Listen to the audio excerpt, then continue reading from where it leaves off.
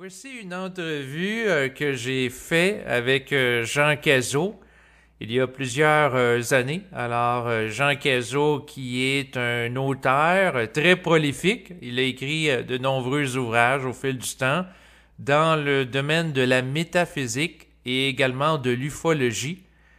Et cette entrevue s'est tenue lors du 2 mars de l'année 2011. Alors, à l'époque, j'utilisais le pseudonyme de Néo et mon co-animateur utilisait celui de Mario DKO. Alors, dans le cadre de cet entretien, nous avons plus particulièrement posé des questions par rapport au livre qu'il avait sorti à l'époque et qui s'intitule « Ce dont je n'ai jamais parlé ». Alors, je vous dis bonne écoute. Salut. Bonjour, Monsieur Cazot, vous allez bien? Oui, ça va. Donc, je suis heureux de vous avoir ce soir à l'émission Le Monde de Néo pour discuter ensemble de votre dernier livre paru s'intitulant Ce dont je n'ai jamais parlé. Oui. Aux éditions de Québécois. Et ce qui m'a frappé d'entrée de jeu, c'est que vous dévoilez à travers ce livre certaines de vos expériences que vous avez vécues de type paranormal en lien avec le phénomène OVNI et également extraterrestre. Mm-hmm.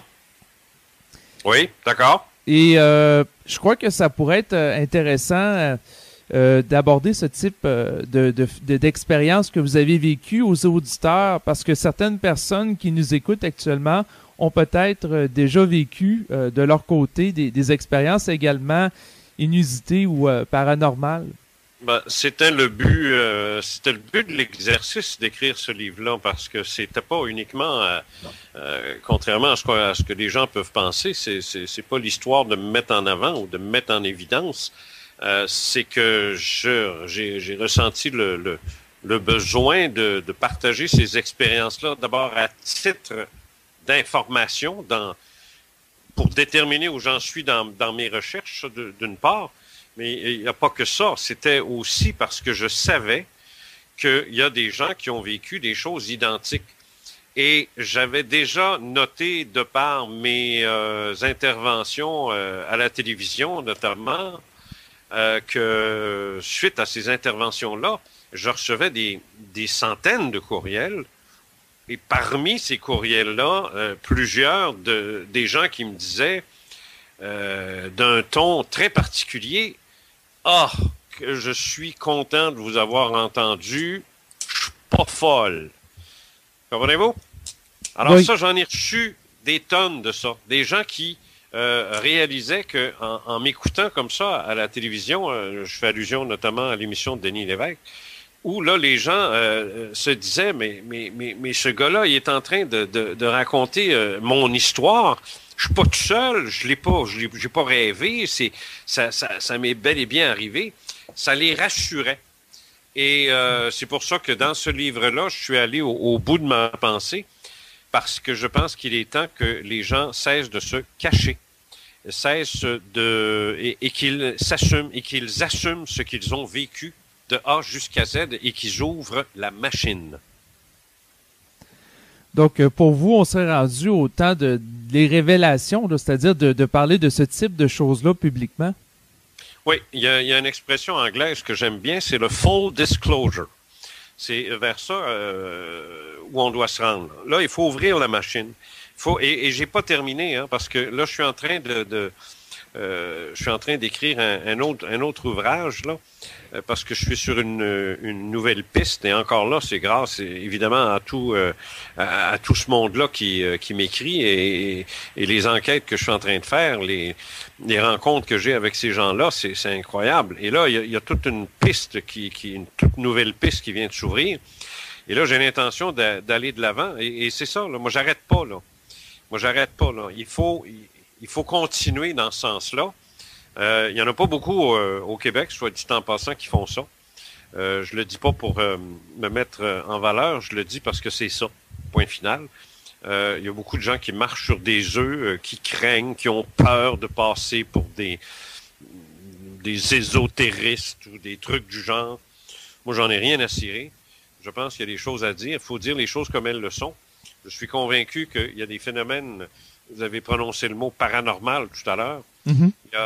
Il y a tellement dans le monde de l'ufologie, faut pas parler de paranormal, faut pas parler de phénomènes qui pourraient avoir une consonance dite ésotérique ou spirituelle. Faut pas, c'est défendu. Ben, ils peuvent aller sur le diable, parce que, je regrette, c'est totalement et complètement lié. Et c'est ça que je veux démontrer. Et justement, oui? Oui, donc, le paranormal en tant que tel serait lié, vous voulez dire, au phénomène OVNI?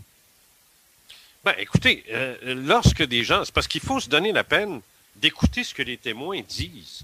Et moi, ce que j'ai constaté au cours des dernières années, c'est que les gens font des enquêtes sur les ovnis, sur les maudits ovnis, puis l'ovni, puis ils mesuraient combien, puis avec quelle couleur, puis c'est ci, puis c'est ça. Puis c'est correct. Il le faut. Je forme des enquêteurs, moi, actuellement, pour qu'ils fassent ça. Parce que c'est essentiel d'avoir une recherche très, très rigoureuse sur le terrain. Mais c'est pas tout. Il n'y a pas que ça. C'est qu'une fois que c'est terminé, ces gens-là s'en vont chez eux avec leur petite valise, puis c'est fini, c'est terminé. Le témoin, il peut bien aller sur le diable, ils n'ont plus besoin, ils ont son témoignage, puis ils veulent plus rien savoir de lui. Même des fois, le témoin rappelle, puis il dit, t'es qui, toi? Tu sais, je veux dire, c'est effrayant. Il y a un mépris du témoin. Je vous parle même pas de ce que les médias en feraient s'ils avaient la chance de mettre la main sur un témoin, mais tout ça pour dire que moi... excusez, M. Cazot, à voir comment monsieur vous reçoit à LCN, j'ose pas penser comment il recevrait un témoin. Ben, je vais y en amener un, hein? Ouais. Mais je vais être là. En tout cas, vous êtes courageux, puis votre témoin va être courageux, parce que je trouve que, je sais pas, j'ai l'impression qu'on essaie de vous ridiculiser des fois. Oh non, mais regarde, c'est normal, ça fait partie de la game, ça. Ça me dérange pas, ça. Mais mon point, c'est que il faut maintenant regarder c'est quoi la dynamique du témoin. Qu'est-ce qui s'est passé dans la vie de ce témoin-là avant son observation, pendant son observation, puis après son observation. Qu'est-ce qui est arrivé? Puis fouiller dans ce niveau-là. L'élément le plus important dans l'ufologie, c'est pas l'OVNI, c'est le témoin qui l'a vu. C'est là qu'est le secret. C'est là que réside la clé de tous les mystères concernant l'origine du phénomène OVNI. Ça fait 47 ans, 50 ans, 60 ans qu'on étudie les ovnis. On n'en sait pas plus maintenant qu'on en savait en 1947. On ne sait pas plus comment est-ce qu'ils fonctionnent. On ne sait pas plus d'où ils viennent. On sait rien. Zéro puis une barre. Puis moi, depuis que je m'occupe des témoins, j'avance. C'est incroyable ce que je découvre en m'occupant des témoins de ce qu'ils ont vécu. C'est incroyable. Et il est là, le secret. Il n'est pas ailleurs. Et vous en avez beaucoup de témoins avec le temps. C'est ça qui est intéressant. Ben, c'est ça. Et je reviens d'ailleurs sur d'anciens témoignages. Je ne m'occupe pas que des nouveaux. Moi, je retourne sur les anciens. Là, je fouille, je vais chercher, je leur parle, je leur pose de nouvelles questions, j'aborde la question sur un nouvel angle.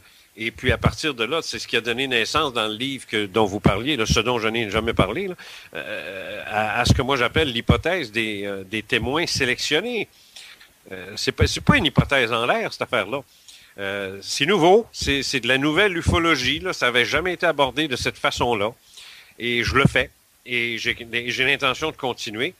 Et je suis bien appuyé en ce sens-là, parce que j'ai un éditeur extraordinaire, j'ai un éditeur qui m'ouvre les voies sur l'Europe, soit dit en passant. On va être édité en France, en Hongrie, en Italie, au Portugal, un peu partout. Les livres vont bien, sont bien appuyés. Et à ce moment-là, et actuellement, je suis en contact. Vous savez, les réseaux sociaux, ça a du bon, hein, parce que je suis en contact actuellement avec des ufologues de partout dans le monde. Et actuellement, on échange. Et j'échange mes expériences avec eux et je leur donne ma théorie, je leur donne ma façon de voir les choses et je leur dis, allez donc explorer un peu ce qui se passe. Puis déjà, j'ai des retours d'informations là-dessus. Alors, c'est fantastique. Oui, certain. C'est parce qu'enfin, moi aussi, j'étais le premier à avoir les 4 fers en l'air dernièrement au monde de Néo en disant, je suis écœuré d'entendre parler des boules blanches dans le ciel. J'aimerais ça que le dossier avance. Puis ben là, je sens que vous le faites avancer. Puis je trouve ça, je suis excité. J'ai hâte de voir c'est où que ça va nous conduire, tout ça. Je trouve ça vraiment intéressant, ça là. C'est non seulement intéressant, mais c'est fascinant. Et votre fascination que vous avez, elle s'explique fort bien. C'est que on ressent, j'ai l'impression que les gens commencent à ressentir qu'il y a autre chose derrière le phénomène ovni que, justement, comme vous venez de le dire, des boules blanches, puis des petites affaires dans le ciel, puis des fly-by, puis ainsi de suite, qu'on regarde passer, puis on se dit, regarde, c'est intéressant, c'est bien, faut le faire. Excepté qu'il y a une autre dimension à ça. Il y a quelque chose de colossal et d'immense derrière le phénomène le phénomène ovni. Alors, quand on parle des phénomènes paranormaux, quand on parle de gens qui ont vécu des phénomènes paranormaux, ces gens-là, moi, que j'avais déjà fait des enquêtes avec eux sous l'angle paranormal. Tu sais, les poltergeists, les fantômes, la hantise, toutes ces choses-là. Oui. J'avais déjà travaillé là-dessus. Et là, j'ai dit, tiens, je vais retourner voir ces gens-là et je vais commencer à leur poser d'autres questions. Et je me suis finalement rendu compte, et ça c'est très important ce que je vous dis là, c'est le cœur de ma théorie finalement. Lorsqu'une personne vit un phénomène très particulier, un phénomène qu'on va qualifier de mystérieux ou d'étrange, d'accord? Oui. Lorsqu'une personne vit ça, elle va le narrer en fonction du contexte culturel d'où elle vient. Alors, j'ai donné dans mon livre un exemple où j'envoie des signaux dans le ciel et puis j'ai des réponses. D'accord? Et ces réponses-là, c'est le contexte dans lequel je travaille à ce moment-là, c'est un contexte ufologique. Moi, je suis là pour voir s'il n'y aurait pas des ovnis, d'accord?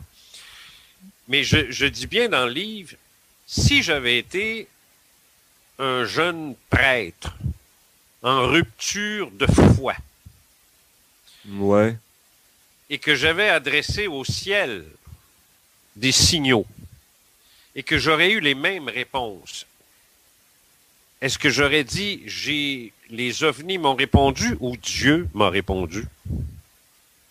Comprenez-vous? Oui, je vois l'allusion. Oui, fort probablement qu'il aurait cru que c'est Dieu qui lui répond. Pourquoi? Parce que lui, dans sa culture de jeune prêtre, c'est un exemple que je donne. Oui, Dans sa culture de jeune prêtre, toute manifestation anormale est forcément liée soit à Dieu ou au diable. Même chose pour les gens qui, sans être des prêtres, ont une culture religieuse très forte. Et Dieu sait, au Québec, ça existe. Alors, qu'est-ce qu'on a au Québec qui bat les ovnis en termes de phénomènes étranges? C'est bien les anges et les anges et les démons. Parce que n'importe qui est au courant du folklore québécois, quand on étudie le folklore québécois, on se rend compte qu'il y a énormément d'histoires du diable, du démon. Tu sais, dans nos légendes et même dans nos chansons, on a des histoires d'anges qui apparaissent et ainsi de suite. Mais c'est quoi ça? C'est du culturel, ça. Maintenant, allez voir ce que ces gens-là vont vous dire. Allez voir la description que ces gens-là vous font du démon qu'ils ont vu.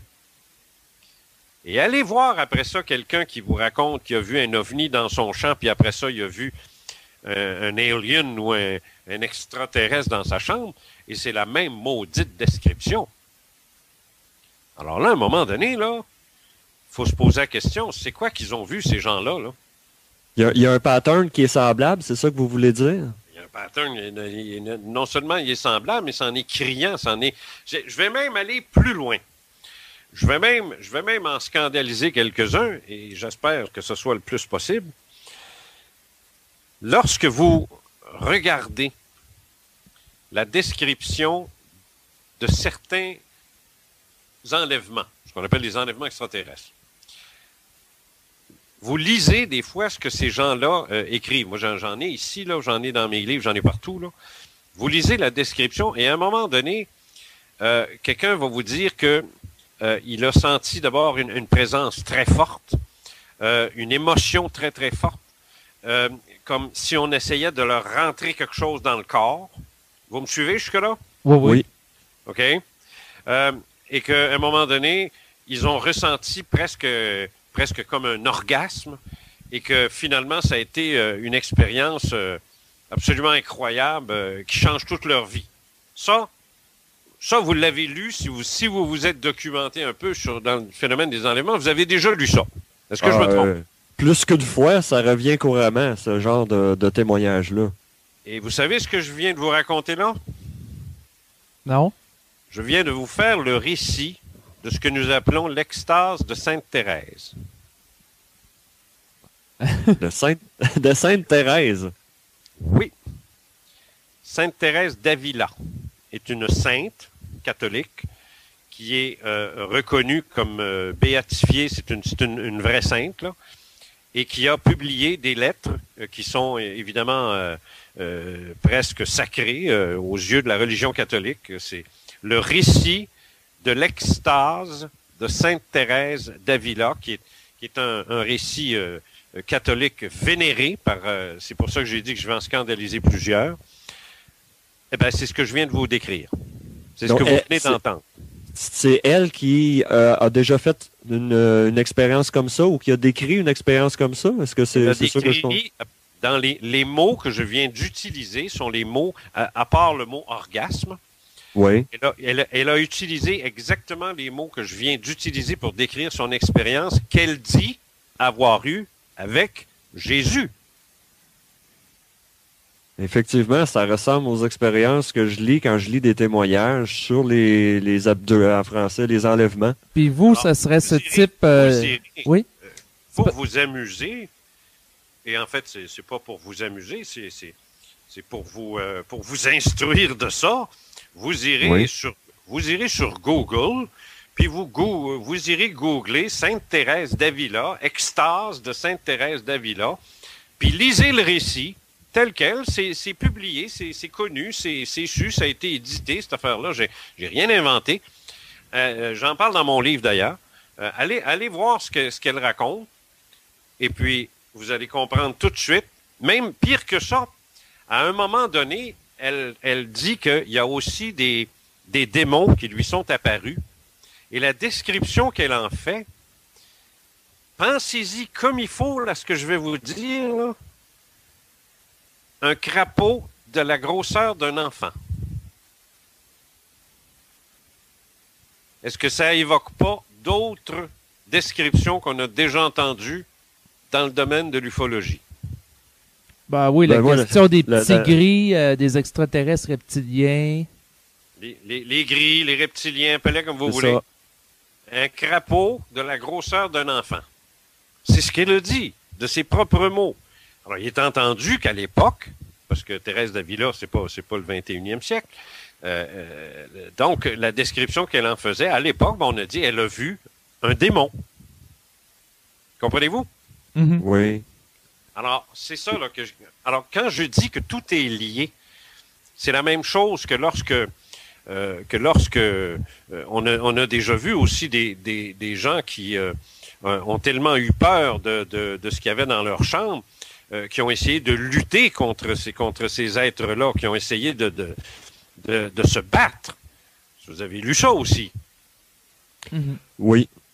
Alors, moi, ce que je vous dis, c'est que ce que je viens de vous raconter là, c'est le combat du curé d'Ars puis du frère André contre le démon dans sa chambre, dans sa petite pièce là, où il était à l'oratoire. Moi, j'ai lu ça. C'est ce genre de récit-là, justement, qui, en quelque sorte, là, a amené la peur, une certaine peur là, face à ces êtres-là. Ben oui, non, mais lui, il parlait du démon. Alors, tout le monde a dit, le frère André, vous savez, c'est qui le frère André? Oui. Ben oui. Bon, alors, le frère André s'est battu contre le démon. L'équivalent du frère André en France, ça s'appelle le curé d'Ars, c'en est un autre. Lui aussi s'est battu contre le démon.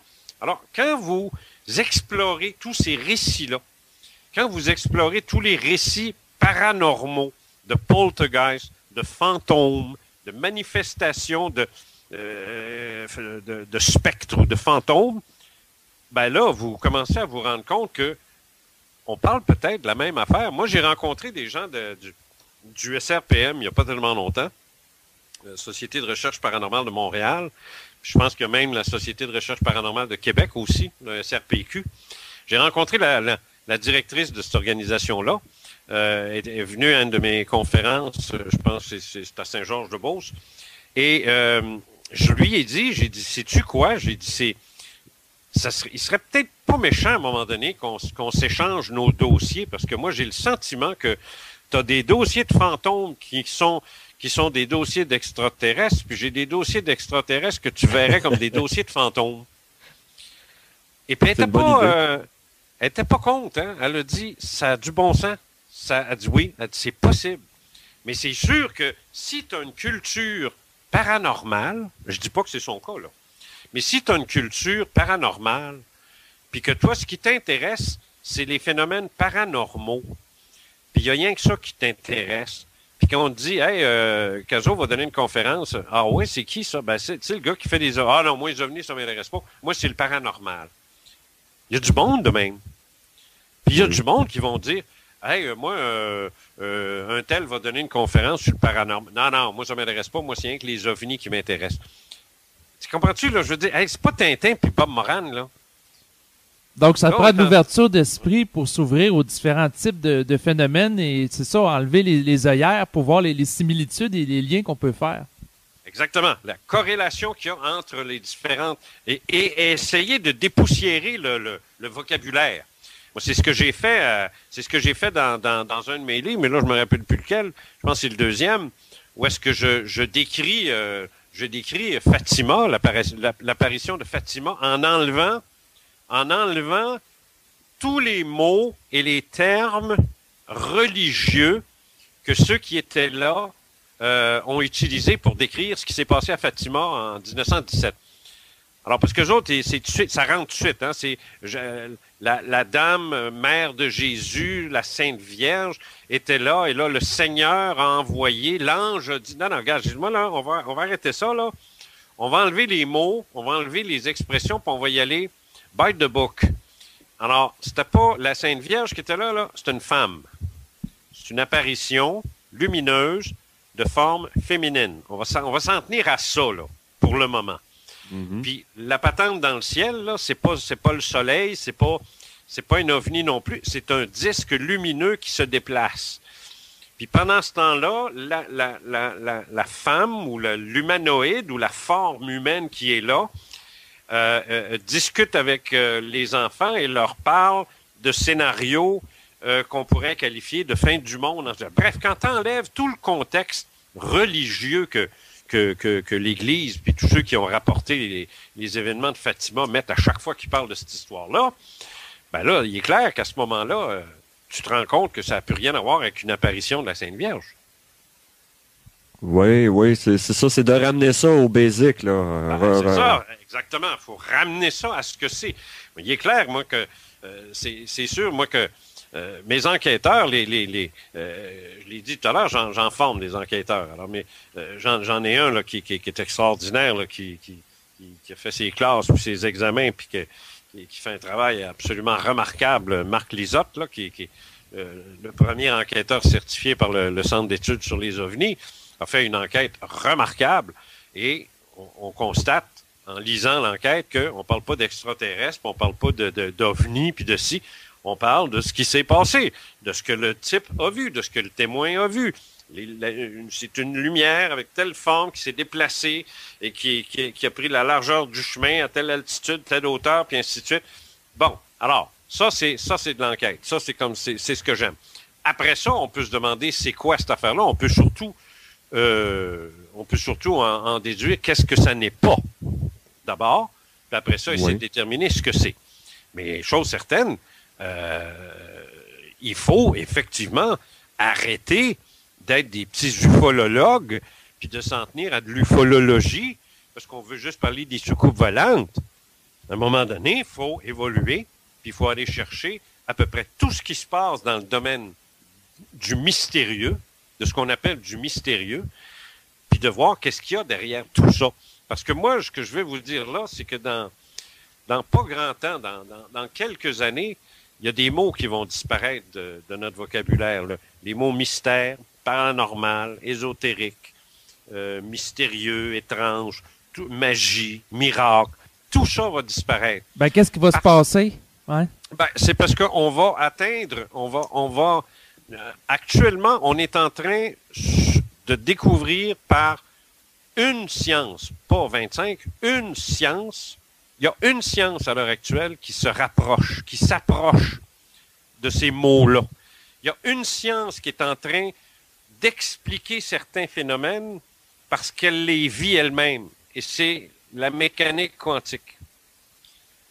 Oui, on en entend de plus en plus parler, oui. Excusez.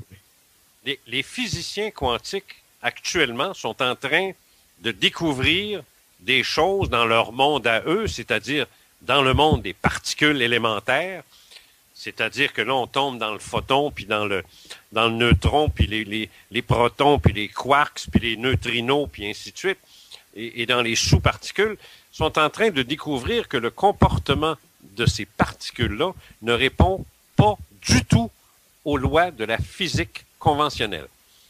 Et ça, je l'invente pas. Je veux dire, ça, il faut se documenter pour le savoir, parce que les physiciens quantiques font pas leur épicerie au métro comme vous et moi. Alors, sont pas faciles d'accès. C'est pas des sorteux, c'est pas des donneux de conférences de presse. Puis ils s'en vont pas à Denis Lévesque pour raconter ce qu'ils ont vécu. Ce sont des gens qui restent ils restent dans leur monde. Il y en a un seul, à mon avis, un seul qui sort, qui est public, qui lui ferait son métro comme tout le monde, c'est Michio Kaku. C'est un japonais d'origine, c'est un Américain, mais d'origine japonaise. Michio Kaku est un astrophysicien, un physicien théoricien, qui est le père de la théorie un des pères de la théorie des cordes. Bon, c'est compliqué, c'est très compliqué, là. La mécanique quantique, on ne se fera pas d'histoire, c'est à peu près ce qu'il y a de plus compliqué. Le gars est un excellent vulgarisateur. Et ce qu'il nous dit, c'est que les particules, de la façon dont elles se comportent, sont en train de nous révéler qu'on va peut-être découvrir dans 10 ans, dans 100 ans ou dans 1000 ans, les secrets derrière tout ce qu'on appelle actuellement le paranormal, les ovnis et tout le reste, parce que finalement, il n'y a rien de paranormal là-dedans, il n'y a rien de surnaturel, c'est une nature, ce sont des phénomènes, je dis pas que ce sont des phénomènes naturels, mais ce sont des phénomènes qui appartiennent à une science, à une physique qu'on n'a tout simplement pas encore découvert. Sauf que là, on sait qu'elle existe. On sait que deux particules peuvent être à deux places. On sait qu'une particule, peut être à deux places en même temps. Monsieur Cazot, pouvez-vous rester en ligne? Il va falloir aller en pause publicitaire. Et on poursuivra la discussion de retour de la pause. Nous sommes à présent de retour de la pause en compagnie de l'auteur et conférencier Jean Cazot, qui vient tout juste de publier le livre qui s'intitule « Ce dont je n'ai jamais parlé » aux éditions Québécois, qui est la suite d'une trilogie de 3 livres qui ont sorti dans les mois derniers.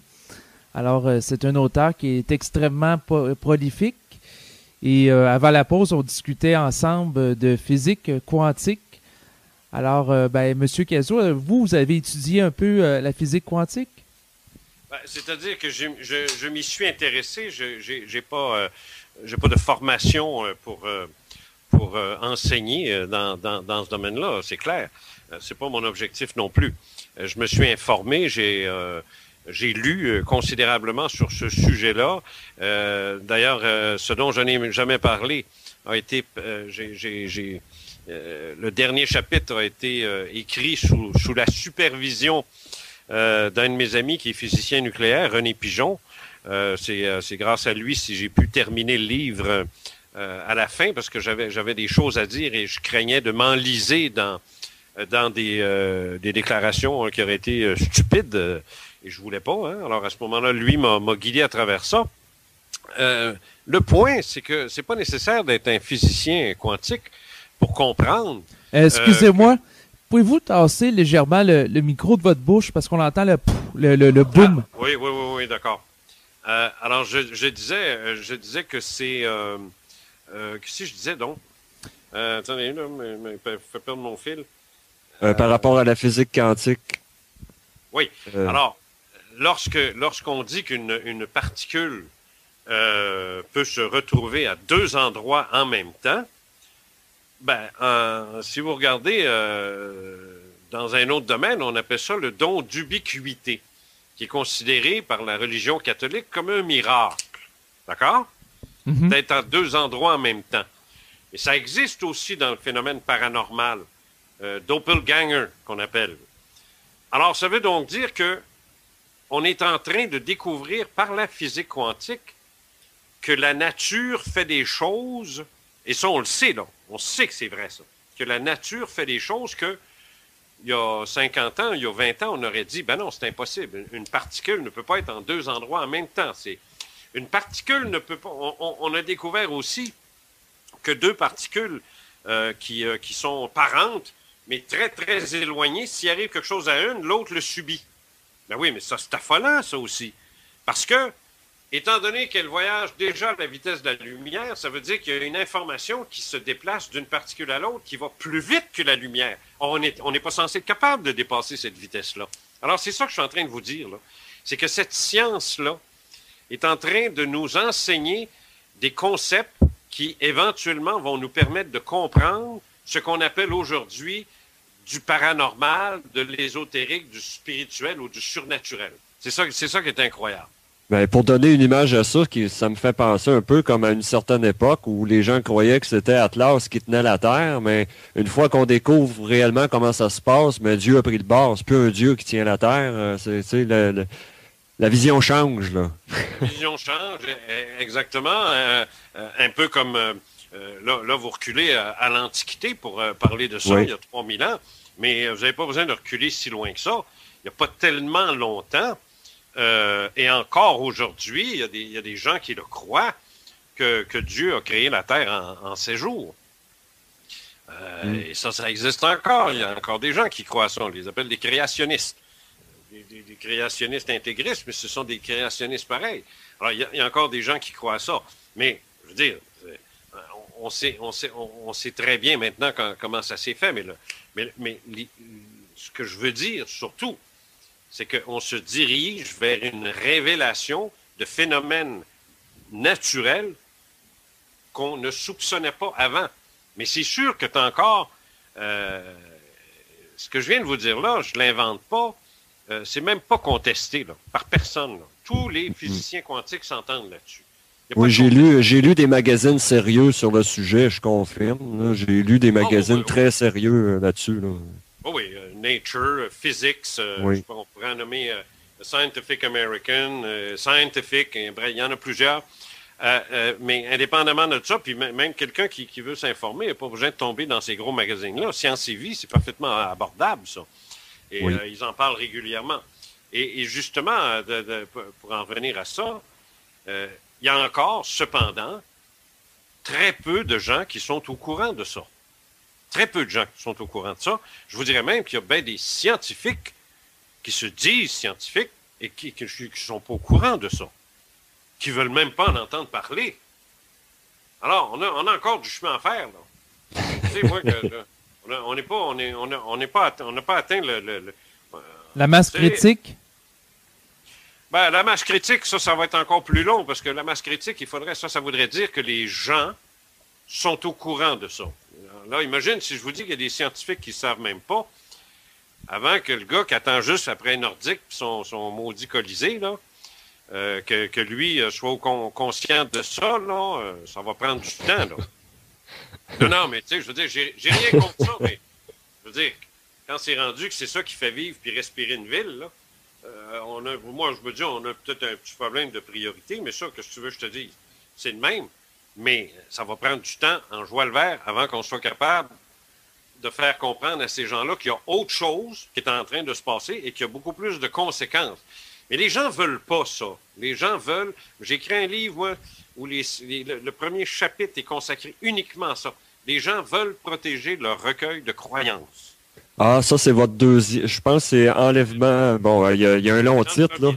Et si la Terre n'était qu'un jardin d'enfance, est-ce que c'est celui-là? Non, c'est dans. Ouais, non, j'en parle un peu, mais c'est certitude ou fiction. Ça, il va OK. il va être édité en France en septembre, celui-là. Hein? Et D'accord. chez Ambre, la maison Ambre.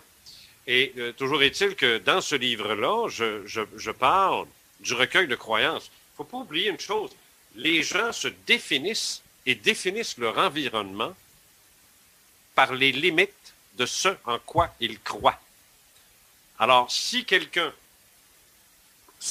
croit dans son recueil de croyances, c'est écrit telle affaire, puis que toi, tu arrives, puis tu veux démolir ça, c'est pas juste sa croyance que tu démolis, là. Tu démolis son monde.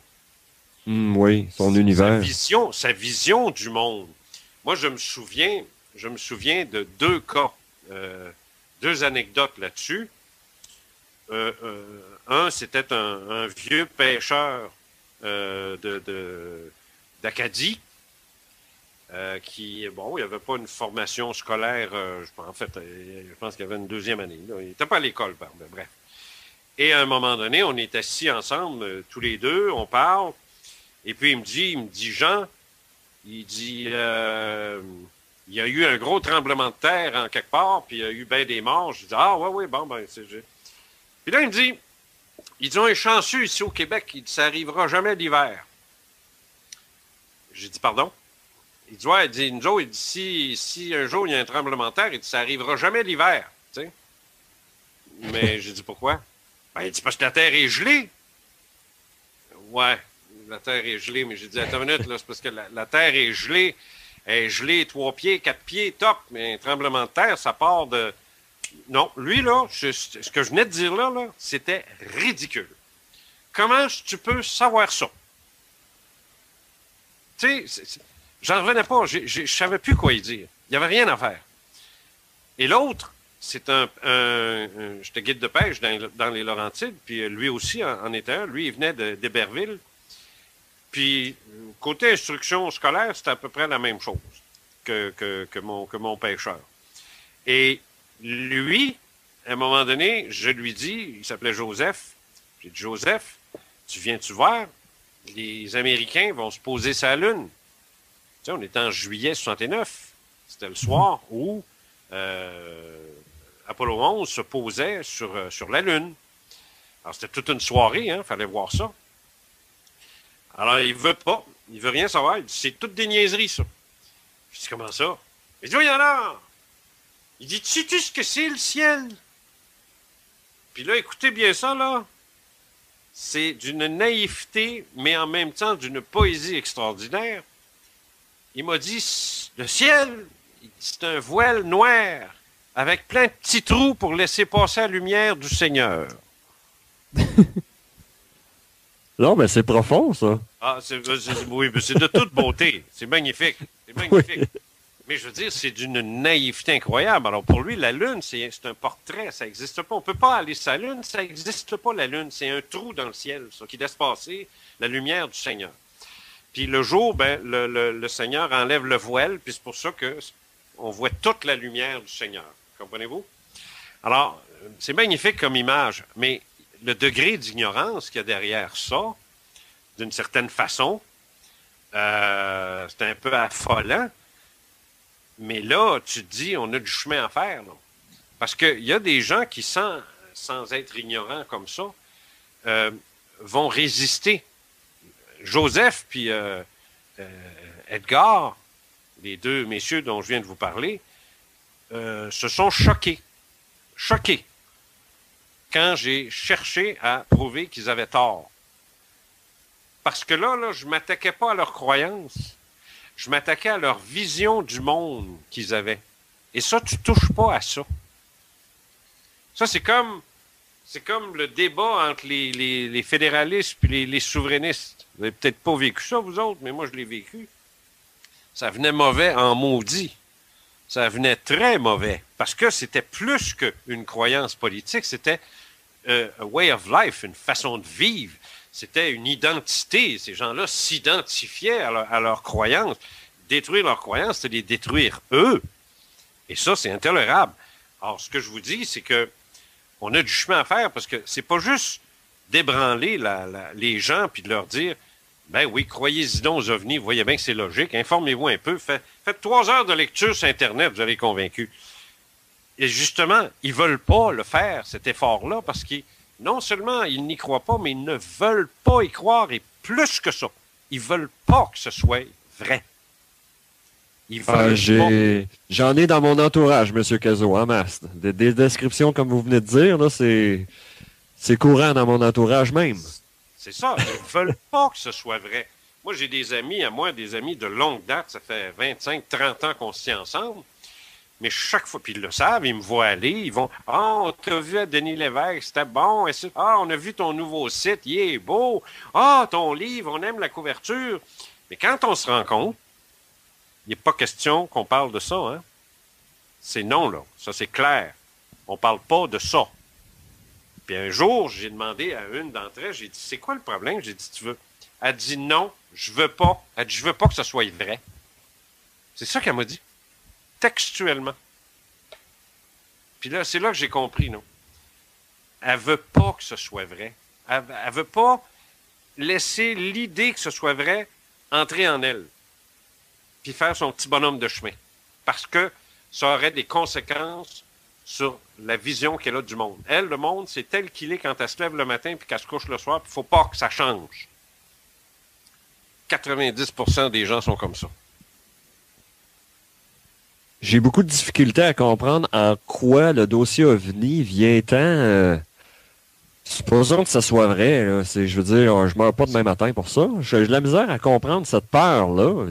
C'est parce que c'est énorme. Faut quand même admettre que c'est énorme, c'est colossal, parce que si on vient qu'à déterminer que le phénomène OVNI est vrai, c'est la découverte de tous les temps. C'est pas la découverte du siècle ou du millénaire. Ça veut dire que depuis des millénaires, l'homme, non seulement il n'est pas seul dans l'univers, mais en plus de ça, il est peut-être même manipulé, il est visité, il est victime de certaines manœuvres au niveau des enlèvements notamment. En d'autres termes, on se fait jouer dans le corps, on se fait jouer dans le cœur, puis dans l'esprit, puis dans la tête. Puis on ne le sait pas. Puis ça dure depuis toujours. C'est assez gros, merci. C'est plus que simplement dire qu'il y a des vaisseaux qui viennent chercher de l'eau, ou bien non, qui viennent piétiner des épis de blé pour faire des petits dessins, là. On parle d'enlèvement de bateaux de flotte entière, là, ou ben peut-être pas de flotte, mais en tout cas de gros paquebots. J'ai lu des témoignages là-dessus. Là. Est-ce que c'est vrai, ça, qu'il y a des paquebots complets, qu'il y a des avions qui disparaissent, même militaires, là? Pas juste des gens tout seuls dans leur rancette qui disparaissent, là. Ouais, mais ça... Est-ce que c'est vrai ou ben non, c'est des inventions, ça? Ben ça, je ne sais pas si c'est vrai. J'ai pas enquêté sur aucun de ces affaires-là. Ça relève peut-être de la légende ufologique, ça. OK. Tu sais, je dis, moi, j'essaye autant que possible, parce que je suis inondé, moi, notamment sur Facebook, je suis inondé de questions. Qu'est-ce que tu penses de ça? Qu'est-ce que tu penses de ça? Qu'est-ce que tu penses de ça? Je reçois des vidéos à plus finir. C'est épouvantable, tout ce que je peux recevoir. Puis à un moment donné, ben, je leur dis, écoute, je ne sais pas, moi. Qu'est-ce que tu veux, je te dis? Je ne le sais pas. Comment veux-tu que je le sache? Puis ce que je pense n'a pas d'importance. Ça n'a pas d'importance parce que au point où j'en suis dans mes démarches, en ce qui me concerne, tout est possible. Tout est possible. Reste à savoir si c'est ça. Mais tout est possible. Moi, ce qui est important, c'est qu'avec les témoins avec qui je travaille à l'heure actuelle, la conclusion à laquelle j'en suis là, au moment où on se parle, c'est qu'il y a un lien, et il y a un lien direct entre leur existence à ces êtres-là et l'évolution entière de la race humaine. Ça, c'est clair. Il y aurait un lien entre notre évolution et leur présence sur Terre ou leur existence. Est-ce que c'est la même chose, là? Ou... Oui, c'est la même chose, dans le fond. Le fait qu'ils soient... Leur présence parmi nous est directement reliée à l'évolution de la race humaine dans son ensemble. Ça, c'est très clair en ce qui me concerne. Et c'est quoi ce lien entre les deux? C'est un lien qui est... j'allais dire un lien qui est lié, ça marche pas. C'est un lien qui a un rapport très étroit avec, premièrement, le sort qu'on fait subir à cette planète-là, la façon dont on la traite. Je parle d'environnement. Oui. Je parle également du comportement humain. J'aurais pas besoin de vous en dire plus. Je vais vous dire, allez faire un tour en Libye de ce temps-ci. Allez faire un tour en Afghanistan. Allez faire un tour dans les bas-fonds des grandes villes. Regardez le comportement humain dans son ensemble. C'est pas édifiant. Je pense que ça a rapport avec tout ça. Je pense que nous sommes sous étroite surveillance. C'est pour ça que j'ai écrit un livre qui s'appelle « Et si la Terre était un jardin d'enfance ». Je pense que les directeurs et les professeurs sont écœurés, puis ils nous regardent dans le cours d'école, puis ils nous regardent faire, puis à un moment donné, ils se disent « Bon, ben là, c'est assez ». Est-ce que vous croyez qu'il va y avoir une intervention extraterrestre si, par exemple, la pollution sur la Terre prend trop d'ampleur ou certains évoquaient la menace de l'arme nucléaire également? Donc, est-ce que vous croyez que c'est quelque chose qui peut être plausible d'arriver? Ben, moi, ce que j'ai trouvé extrêmement intéressant, c'est la conférence de presse qui a eu lieu aux États-Unis devant le National Press Club à Washington, où tous les militaires qui étaient là, d'authentiques militaires qui ont travaillé, autant des soldats que des officiers qui ont travaillé dans les soubassements nucléaires aux États-Unis, et qui ont raconté à combien de reprises des ovnis sont venus carrément neutraliser la quinzaine ou vingtaine de silos nucléaires qu'ils avaient sous leur surveillance. Vous avez eu connaissance de ça? Oui, bien sûr. Oui, il y a plusieurs... il y a des militaires eux-mêmes que j'ai lu qui... Ben, en tout cas, ils se disent des militaires, là, puis cette information-là, oui, on l'a... moi, je l'ai... Elle circule sur le net, en tout cas. Oui, c'est pas, ils se disent, ce sont d'authentiques militaires, parce qu'à un moment donné, il y a des limites, là, à fourrer le monde, là. Ben, c'est ça que je voulais vous demander. Est-ce que c'est un canular quand on dit que... Non, ça, c'est pas un canular. C'est réel. Ça, c'est très, très réel. Ça, c'est très réel. Ces militaires-là étaient tous opérationnels dans les années 60, 70, 80, et ils ont rapporté exactement ce qui s'est passé. Ils ont même tiré dessus. Écoute, c'est très sérieux, là. Alors, ça veut dire que ces êtres-là sont venus juste leur montrer, et encore récemment, c'est arrivé, sont juste venus leur montrer, si vous avez l'intention d'utiliser ça, nous autres, on arrête toute la machine comme ça, là. Tiens, on va vous montrer comment est-ce qu'on fait ça. Floink!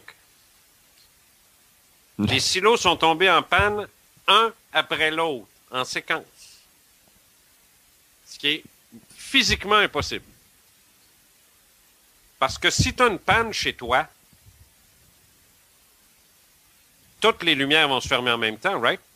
Mm-hmm. Hein, tu as une panne électrique, là, à un moment donné, le courant part. Est-ce que la lumière de la cuisine se ferme, puis après ça, celle du salon, puis la chambre de bain, puis la chambre, puis le ci, puis le ça? Non. Tout ferme en même temps. Est-ce qu'on s'entend là-dessus? Oui. Oui. Alors, eux, les silos, se sont fermés un après l'autre. Ce qui donnait carrément le message que c'était pas une panne, que c'était voulu, qu'il y a quelqu'un qui faisait ça, qui fermait les pitons un après l'autre. C'est ça qui a été extraordinaire, c'est ça qui était remarquable. Mais pourquoi qu'il n'aurait pas fait ça à Nagasaki puis Hiroshima quand il est venu le temps de larguer des bombes nucléaires sur des cibles civiles, entre autres? Oui. Ça, c'est la question qui est posée, c'est la question que je pose. On pourrait se demander aussi pourquoi est-ce qu'ils sont pas intervenus au niveau des camps de concentration? Pourquoi est-ce qu'ils sont pas intervenus au Vietnam? Pourquoi est-ce qu'ils sont pas intervenus ailleurs? Ben, c'est pas compliqué. C'est que l'humanité, pour eux, est peut-être pas aussi importante que la planète elle-même. Et l'utilisation massive de bombes thermonucléaires, pour la planète, pour eux, c'est plus important que de voir 235 000 personnes mourir dans un tsunami. Ça laisserait un indice que c'est la planète qui les intéresse beaucoup plus que les humains dans ce cas-là. Eh ben voilà. Oui, exactement. Et est-ce que c'est possible, dans cette optique-là, que si l'être humain mettrait en péril la planète et éventuellement peut-être même leur propre survie, à ce moment-là, ils interviendraient massivement? Oui, c'est pas impossible. Je suis toujours prudent quand je réponds à cette question-là, parce que je veux dire... Ouais, difficile de prévoir l'avenir quand même. C'est ça. Mais c'est pas impossible. Je l'ai dit tout à l'heure, tout est possible. Pas des farces. Moi, il n'y a plus rien d'impossible. Ben, il faudrait... j'aimerais beaucoup que vous nous parliez d'une expérience. Là. Néo, tu as le livre en main. J'ai pas eu le temps de le lire. Je suis encore... Et vous êtes tellement là, prolifique que j'ai de la misère à vous suivre. Là, mais je vais vous rattraper, M. Cazot. Là, je suis en train de lire Le Jardin d'enfance. Néo, lui, a déjà lu votre dernier livre. Mais je sais que Néo voulait... parce qu'au monde de Néo, on aime beaucoup les expériences personnelles, puis vous en avez vécu des expériences qu'on dit entre guillemets paranormales. Oui, oui, oui. Oui, puis celle sur laquelle je voulais attirer votre attention, c'est à un moment donné dans votre livre, vous dites que vous avez eu l'impression qu'il y a eu une espèce de couronne lumineuse qui aurait descendu sur votre tête. Et à cet égard, ça me fait penser un petit peu dans les récits bibliques où ce qu'on parle de la descente du Saint-Esprit sur les apôtres, là, quand qui donne la science infuse aux apôtres, la connaissance des langues, là. Wow! Sais-tu que t'es le premier à faire un lien avec ça? Je trouve ça intéressant. J'y avais même pas pensé, moi. OK, oui, d'accord. Bon, ben, qu'est-ce que vous en pensez? En fait, ce qui s'est passé, c'est qu'effectivement, ça a été...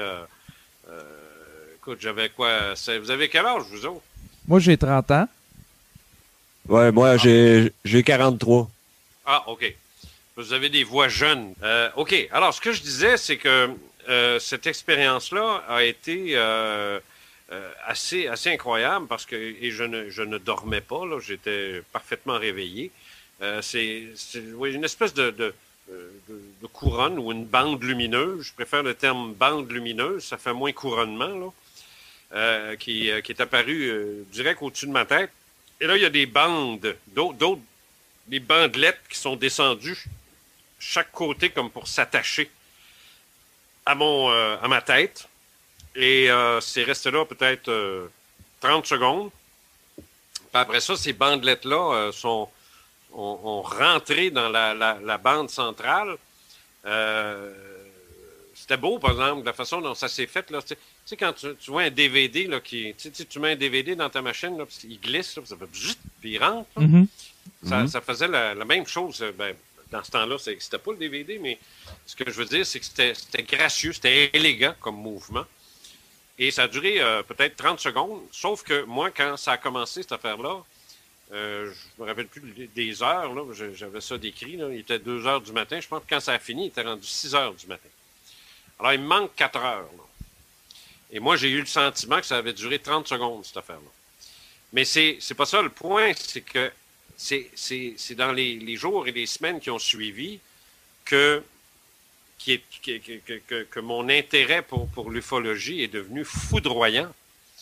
Il était inexistant et il est devenu foudroyant. C'est devenu incroyable. Je suis devenu une bête d'ufologie. Je répondais à des questions que normalement j'aurais jamais dû être capable de répondre. Je parlais de physique nucléaire, je parlais d'astronomie, et j'y connaissais rien. J'étais même pas bon à l'école. J'étais pas bon. J'étais en 11e année, je pense, 12e année.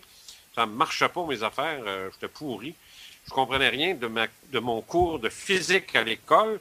Puis en conférence, je donnais des cours de physique. Alors, il s'est passé quelque chose de gros dans ma vie. Et ça, moi, je le sais. Et je me dis, si ça m'est arrivé à moi, je ne suis pas un être unique sur la planète, là. C'est arrivé à d'autres. Ça arrive peut-être souvent, beaucoup plus qu'on pense. Et c'est pour ça que j'ai écrit ce livre-là, pour que le gars qui le lit va dire, moi aussi, ça m'est arrivé. Ou il va dire, moi, ça m'est pas arrivé, mais il m'est arrivé d'autres choses. Puis, je tiens pas à ce qu'il m'écrive puis qu'il me le dise, c'est pas ça. Mais je veux que lui en parle. Je veux qu'il arrête de se cacher. Moi, j'en ai pas parlé pendant 45 ans. Puis là, je le fais. Fait que j'espère juste que celui qui va être capable d'explorer son adolescence puis son enfance, parce que c'est là que ça commence, soit dit en passant, qui soit capable de dire ouais, mais t'es arrivé des affaires, moi, quand j'étais petit. Oui, je me souviens, t'es arrivé ça, puis qu'il en parle, puis qu'il fouille, puis qu'il sorte de son système, puis qu'il raconte, puis que si quelqu'un rit de lui, ben qu'il y mette son poing sur la gueule, puis c'est tout. Mais je veux dire, au moins que ça sorte.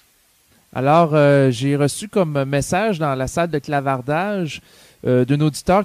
Il pose comme question, est-ce que tous les témoins ont développé une conscience plus forte depuis avoir vécu leur expérience en relation avec les ovnis ou le phénomène extraterrestre?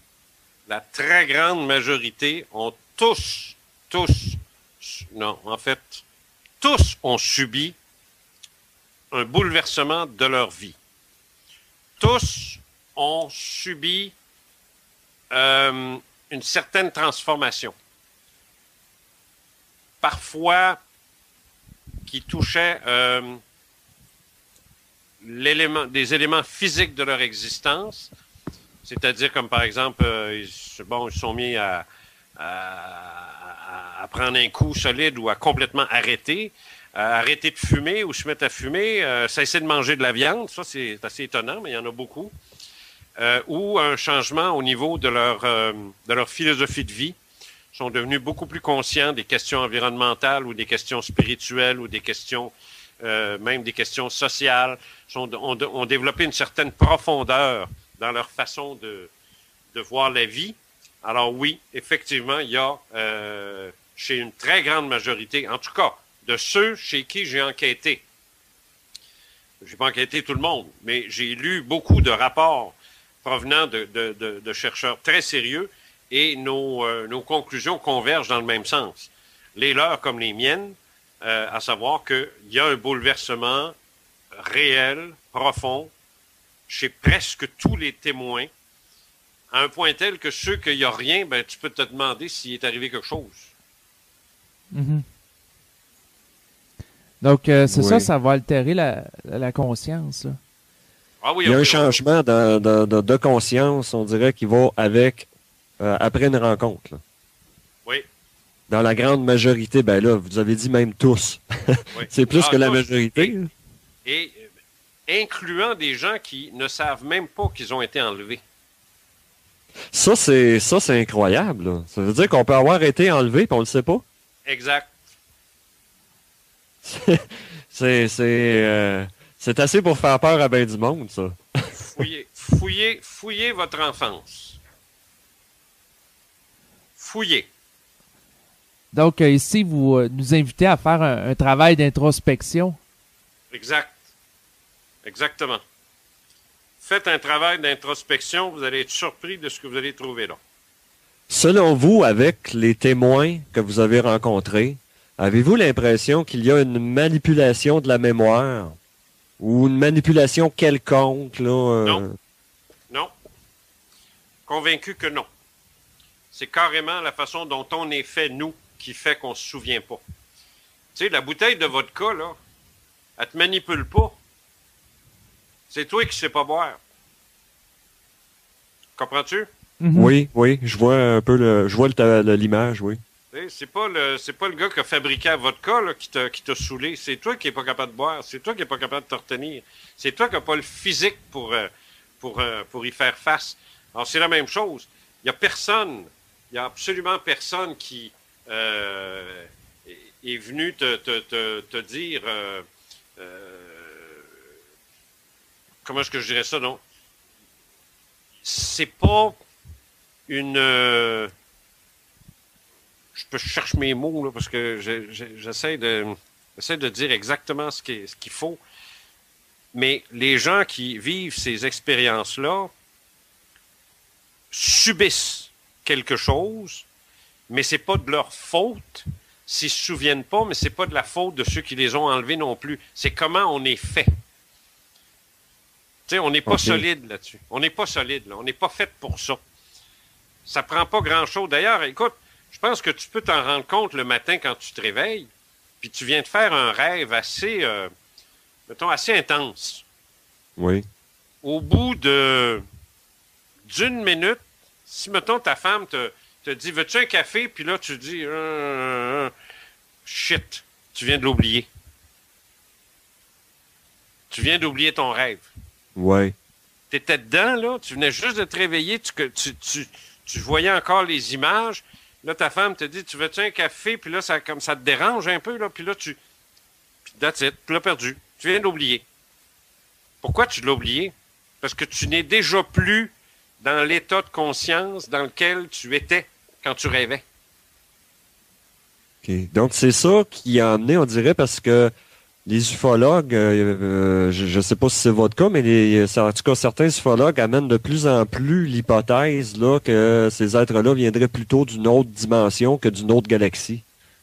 Est-ce que ce serait... Je sais pas si ça me donne l'impression qu'on est comme pas dans la même... là, vous parlez du rêve, en quelque sorte. Là, c'est pas le même espace-temps, ça, le monde du rêve puis le monde de la réalité. Là.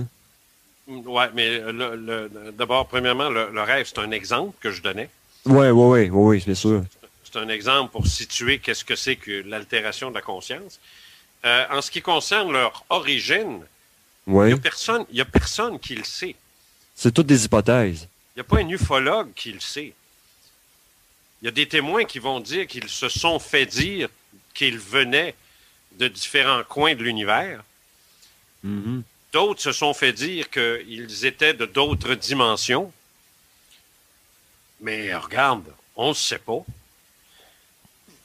Et c'est pas parce que certains ovnis semblent provenir de d'autres dimensions qui viennent de là.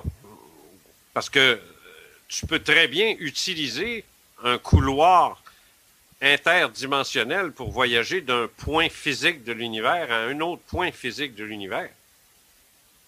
Sans nécessairement venir d'une autre dimension. Comprends-tu, je veux dire? Oui. Donc, c'est pour ça que vous vous intéressez aux témoins. C'est pour ça que vous êtes dans l'étude vraiment des témoins, dans le fond. Là, c'est parce que là, on n'est pas encore rendu là à savoir c'est qui ils sont. Là. Les seules personnes qui peuvent nous dire qui ils sont, c'est ceux qui les ont vus. C'est pas les ufologues. Les ufologues, ils le savent pas. Ouais. C'est les témoins. C'est aux témoins qu'il faut parler.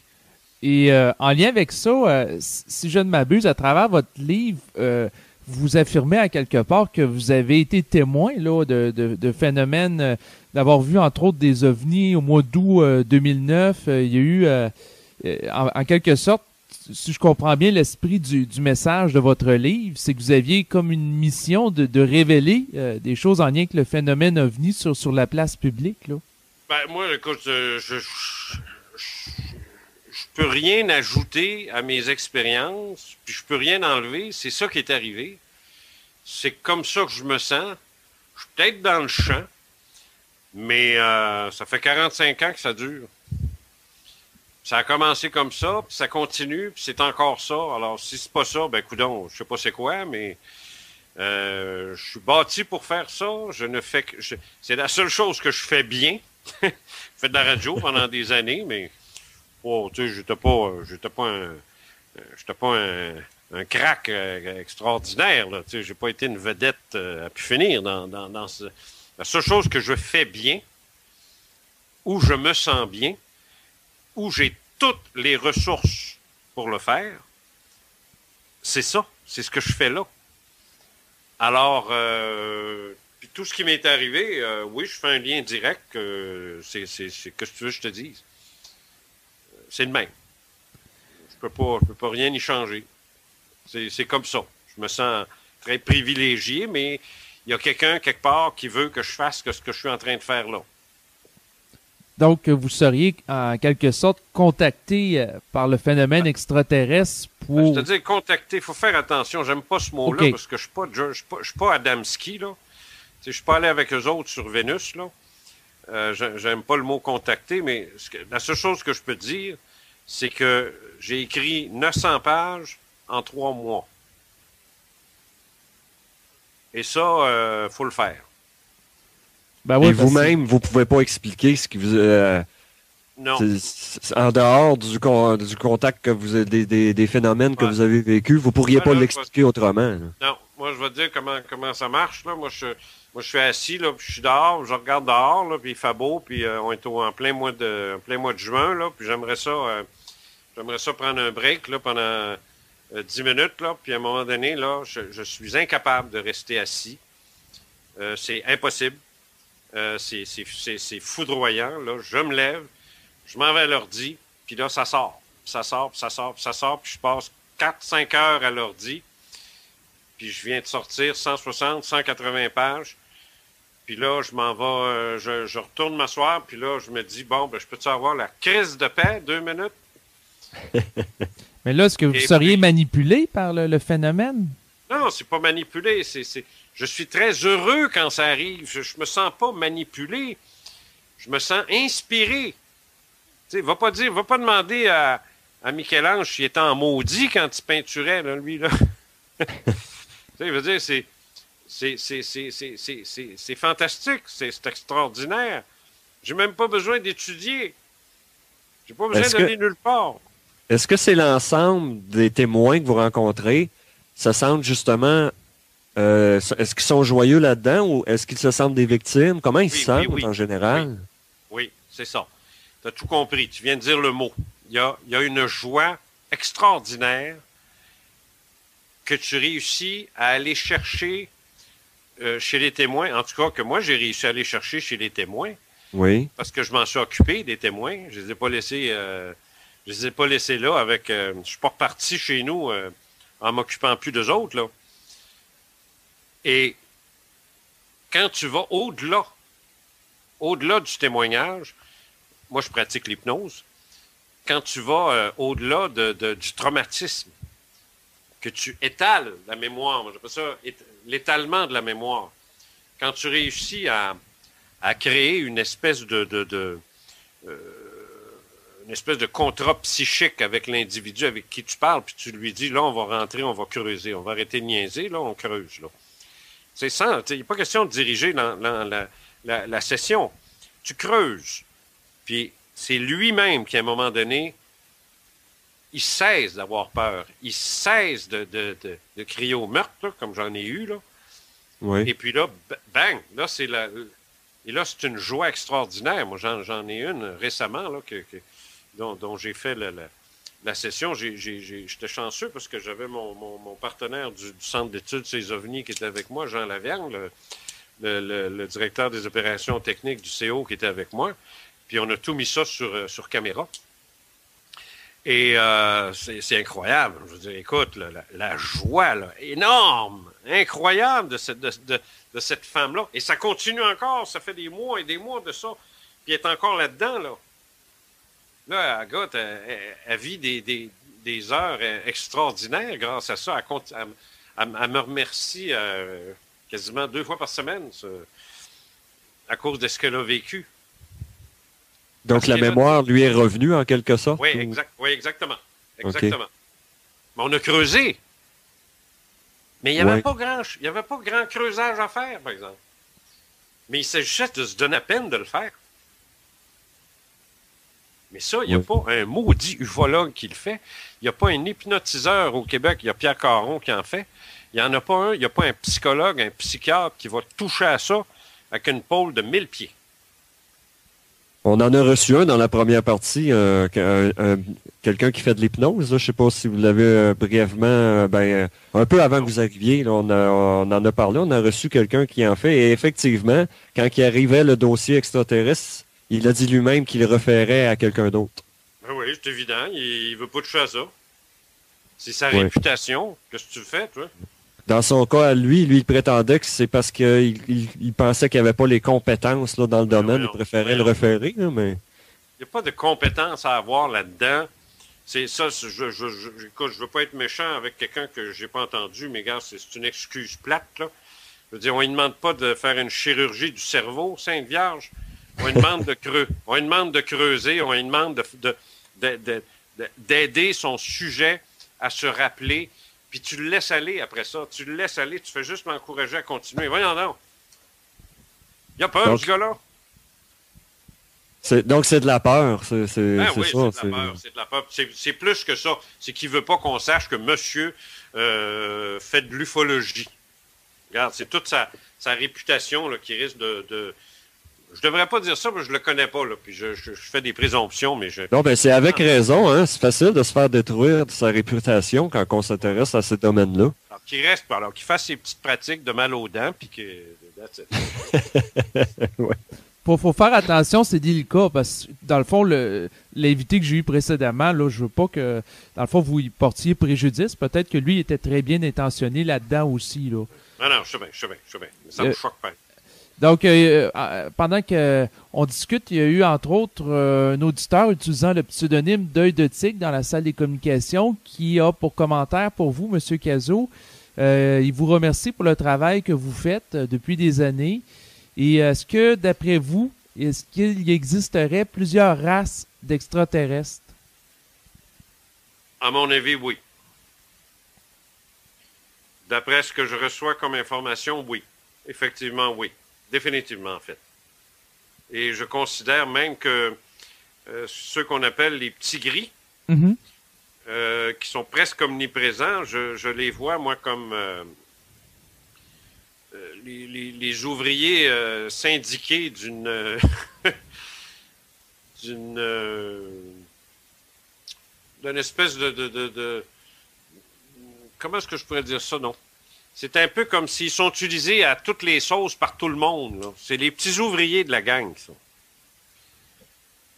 Ils sont pas très importants, hein? C'est des êtres qui sont là pour faire des manœuvres.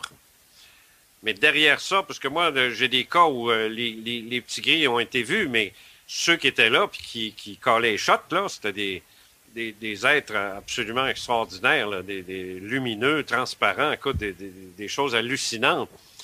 Et à un moment donné, les petits gris passent par là, tu sais, puis ouais, ils sont dans le décor. Donc, selon vous, ce ne serait pas les petits gris qui dirigeraient l'affaire, ce serait plus des exécutants. Mon Dieu, non. Les petits gris, ils dirigent rien. Mais pourtant, c'est eux autres qu'on entend plus parler dans la littérature ufologique ou à travers les films qui se rapportent à ce type de sujet-là. Oui, mais va-t'en, c'est un champ de bataille. C'est rien que des soldats que tu vas voir, mais qui décide? Oh, ouais, vous amenez un bon point. Oui, très belle image, oui. Eh oui. Et est-ce que... C'est rien que des soldats que tu vas voir, mais c'est pas eux autres qui décident. Donc, derrière eux, il y aurait potentiellement des intelligences supérieures ou des entités beaucoup plus évoluées ou conscientes qui dirigeraient les opérations de loin ou de... De loin ou de proche. OK. Hein? Il y a une question aussi qui me vient à l'esprit parce que, vous savez, je lis toutes sortes d'affaires, là, entre autres. Pourquoi j'aime beaucoup votre approche avec les témoins, justement, parce que ça apporte des certaines réponses. J'en ai deux de coups sur le coup, là. Il y a entre autres M. Greer, lui, qui affirme que ça serait les manipulations, les enlèvements, là, je veux dire, que ça serait une manipulation des militaires. Mario, mais là, en contexte, tu fais ici allusion à Stephen Greer du Disclosure Project. Oui, ben c'est lui. Ben en fait, M. Stephen Greer est à l'origine de ce qu'on appelle le Disclosure Project. Oui, mais ça, je m'en fous de son Disclosure Project, là. Ce que je retiens de ça, c'est que lui a fait une sortie pour dire que c'est pour accuser les militaires des enlèvements, puis de faire croire que c'était des enlèvements extraterrestres. Puis moi, ben je m'intéresse à M. Cazot, à vos témoins. D'après vous sur le terrain, est-ce que ça se tient ou ça se tient pas, ça? Moi, j'ai 2 dossiers, 3 en fait, où des militaires ont été vus en même temps que les ravisseurs. Mais, ce qui est assez incroyable, c'est que ces militaires-là, j'ai ça dans mon livre, dans le dernier, ce dont je n'ai jamais parlé, là. Il faut que je le lise au plus vite. Ah oui, celui-là, là, écoute, le témoignage de Nellie Ravencast, là, c'est quelque chose, là. Parce qu'à un moment donné, elle s'est choquée. Elle s'est choquée contre le militaire. Puis elle s'est rendue compte qu'il réagissait même pas. Puis là, elle s'est rendue compte qu'il n'y a même pas le bon uniforme. Parce qu'il y avait une calotte d'officier civil. Oh. Ouais, oh. Ouais, c'est bizarre. Oui.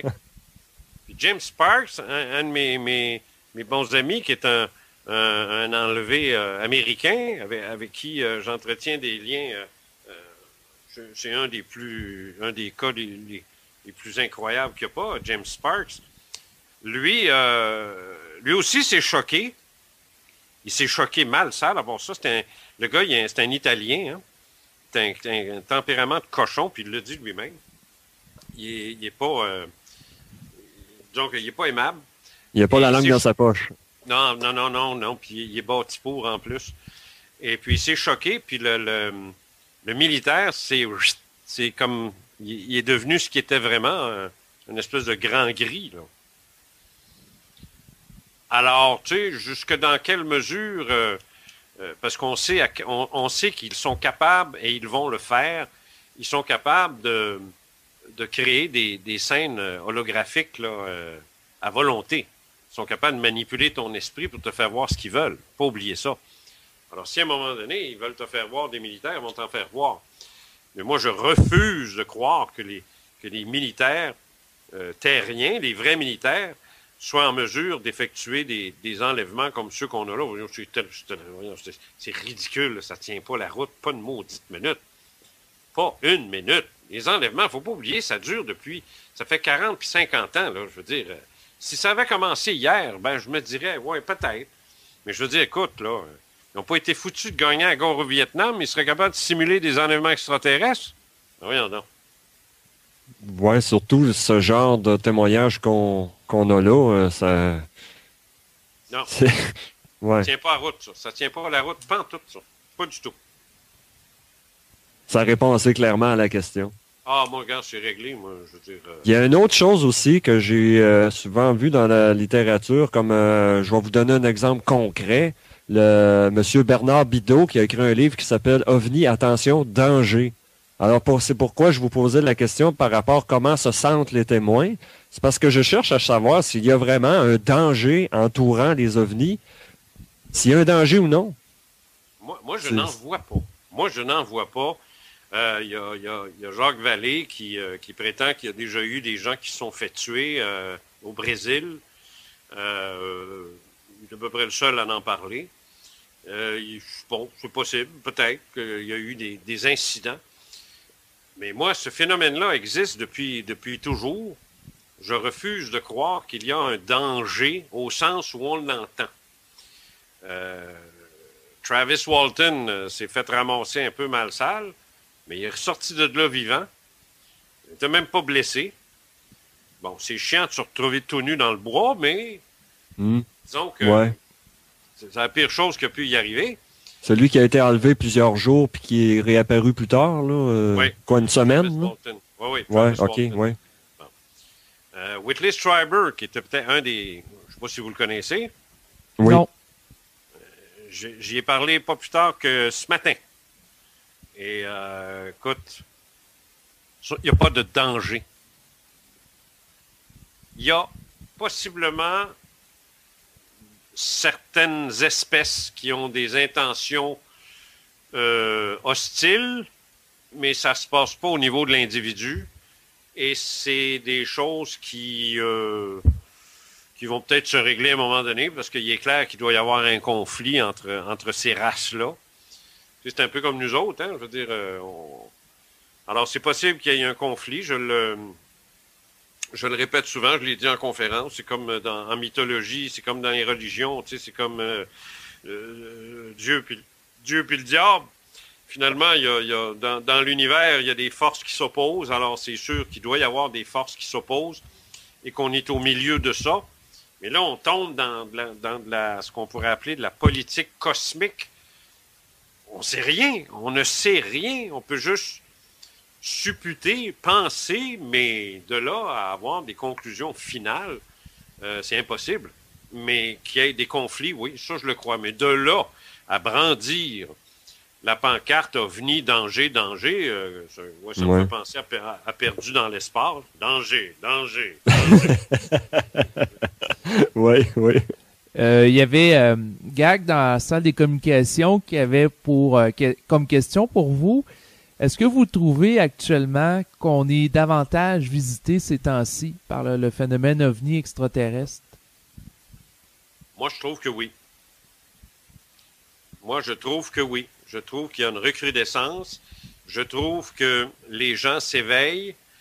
J'ai déjà fait remarquer, à ma grande surprise, que lors de mes passages à Denis Lévesque, sur LCN et à TVA, avoir reçu, si je fais la comptabilité de tous les courriels que j'ai reçus après chacune de ces émissions-là, on parle de milliers de courriels, là. Les courriels agressifs ou sceptiques se comptent sur les doigts d'une main. Ah oui?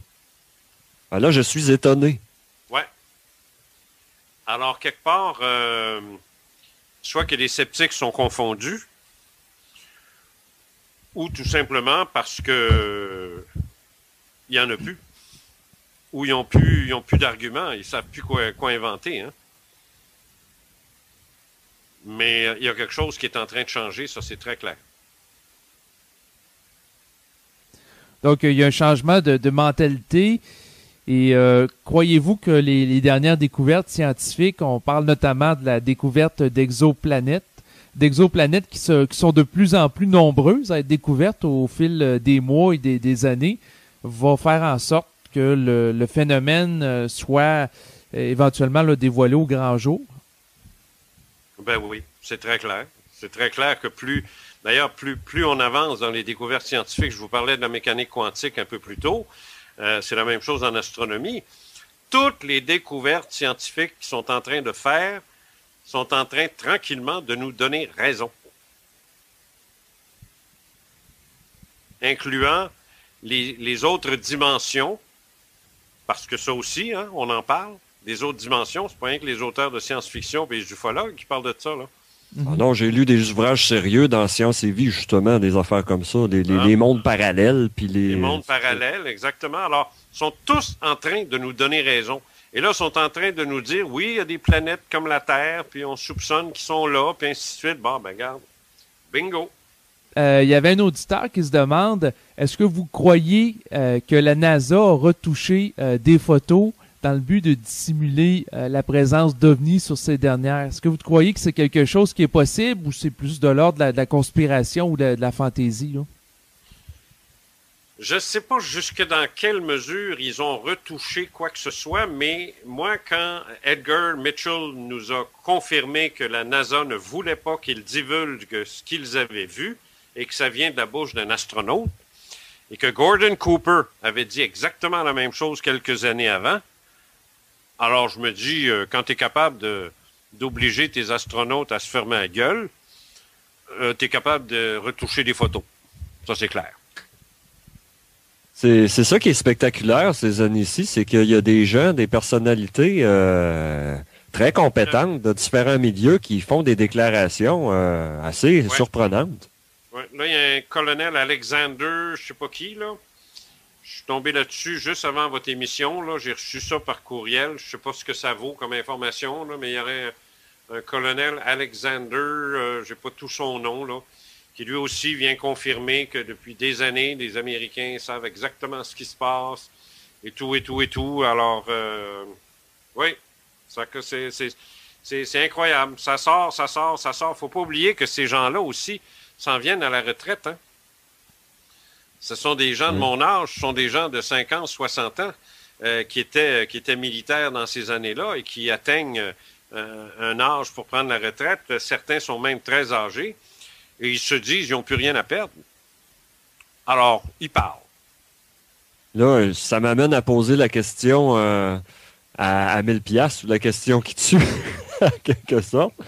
Croyez-vous au domaine du complot ou d'une conspiration quelconque gouvernementale visant à ce que nos consciences s'éveillent pas ou quelque chose de ce genre-là? Ou c'est simplement comme vous, maintenant que vous êtes à la retraite, vous n'hésitez plus à parler, mais c'est pas parce qu'il y avait nécessairement une conspiration. J'aimerais avoir votre avis là-dessus par rapport au gouvernement.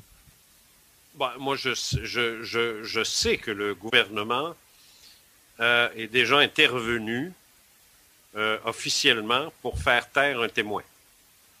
Ça, c'est dans mes dossiers. Alors, ça s'est fait. Le gouvernement canadien. Alors, si ça s'est fait, ça veut donc dire que ça se fait ailleurs. Et oui, carrément, ils ont la capacité d'en savoir beaucoup plus que nous, de cacher ce qu'ils savent et de faire en sorte que ça ne sorte pas plus qu'il faut. Parce que eux non plus ne veulent pas que le monde dans lequel on vit change trop vite. C'est pas dans leur intérêt. Alors oui, sans être un conspirationniste de la première heure, ce que je ne suis pas, je demeure convaincu. Certains faits me démontrent que les gouvernements sont capables d'intervenir pour faire taire des témoins. Ils l'ont déjà fait. Ici, au Québec. Donc, ce qu'on ne sait pas, c'est la raison. Là. Non, on ne connaît pas. Ça aussi, c'est dans mon dernier livre. Ah oui. Donc, ça va faire plein de bonnes raisons à tous nos auditeurs et auditrices de se procurer ce livre. Ce livre... il est pas mal complet. Renaud Bré a sorti un palmarès cette semaine. Québécois m'avisait que ce dont je n'ai jamais parlé est le 42e meilleur vendeur sur 27 000 titres. Ah, ben c'est excellent. Ben, c'est gros, c'est moi de dire, pour un livre en ufologie. Oui, en plus. Oui, c'est pas un livre de cuisine, là. Oui. Et je suis surpris de voir Québécois, TVA, impliqué dans ces... avec vous. C'est de quoi qui me surprend, là? Ben, en fait, Québécois m'avait publié en 97. Et à ce moment-là, le livre avait reçu un bon accueil. Et j'ai toujours eu par la suite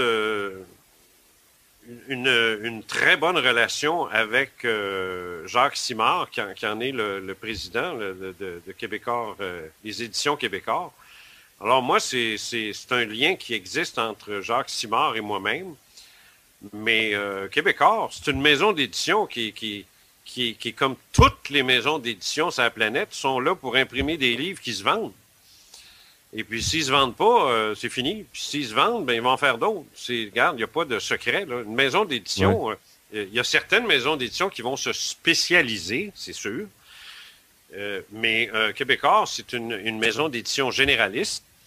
Ils font de tout sauf du roman. Ils ne touchent pas au roman. Alors, ils se concentrent sur des livres de différents types. Et les miens vont bien dans le marché. Alors, pour eux, c'est pas une perte. C'est un bon investissement. Alors, à ce moment-là, qu'est-ce que tu veux? C'est de même que ça marche. Hein? Si mes livres se vendaient pas, si mon premier s'était pas vendu, il n'aurait pas fait d'autres. Puis là, j'en ai un 4e en préparation. Puis ils ont négocié pour moi. Ils sont en train de négocier pour moi en Europe en 5 langues. Et il va être en France en septembre. Alors, regarde.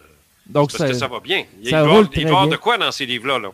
Ça roule très bien. Étant donné que le temps file, il est presque 11 heures, pouvez-vous compléter en nous donnant vos coordonnées, là? C'est-à-dire que pour les gens qui, dans le fond, aimeraient aller sur votre site Internet, on va répéter les coordonnées du site.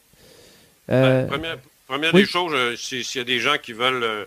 moi, j'aime bien que les gens me suivent sur Twitter aussi parce que ça me permet de les informer de ce qui se passe. Fait que c'est Twitter, là, Caso, C-A-S-A-U-L-T, sur Twitter. Je suis sur Facebook aussi. J'aime beaucoup ça parce que Facebook, ça me permet des conversations instantanées avec les gens. Parce que mon site n'est pas interactif parce que ça fait une bande passante qui est extrêmement lourde. Alors, je préfère utiliser Facebook pour les blogs et ces affaires-là. Par contre, le site est très informatif et chaque jour, les actualités ufologiques sont changées et tous les dossiers d'enquête sophistiqués, élaborés, sont sur le site. Et c'est une façon aussi de se procurer les livres. Alors, c'est Centre Études OVNI. En un seul mot, centreétudesovni.com. Avec ça, ils vont le trouver ou qu'ils fassent mon nom sur Google puis ils vont tomber dessus pareil. Donc, c'est intéressant. Je vais vous envoyer une invitation sur Facebook, puis je vais vous mettre sur mon mur avec plaisir. Est-ce que je peux terminer, Néo? Me permettez-vous de terminer avec une dernière question de la salle des communications? Parce que je trouve que ça pourrait bien finir l'émission. Oui, vas-y. Oui, ben oui. D'après vous, croyez-vous qu'il y a un message lancé par ces êtres-là? Quel est le message pour l'humanité? Est-ce qu'il y a un message derrière ça ou qui veulent nous laisser? Ou que, Ah, mon Dieu, oui, oui, oui. pour l'humanité ou...